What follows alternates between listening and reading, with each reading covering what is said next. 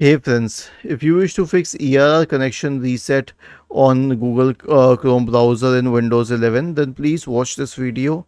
I will guide you through the resolutions. So the first solution is to clear the cache and cookies. And how would you do that? So search for Chrome in the Windows search bar. Open Chrome. Okay. Let's say this is the profile. Click on these three dots at the top right corner, select history, and then select history once again. Click on delete browsing data.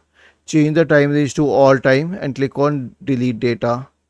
The next solution is to disable extensions. So click on these three dots at the top right corner and select extensions and select manage extensions.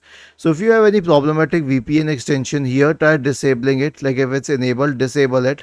If this helps, it means that extension was problematic, so you can remove it. The next solution is to check the internet connection. So go to fast.com and hit enter. Check the internet connection speed.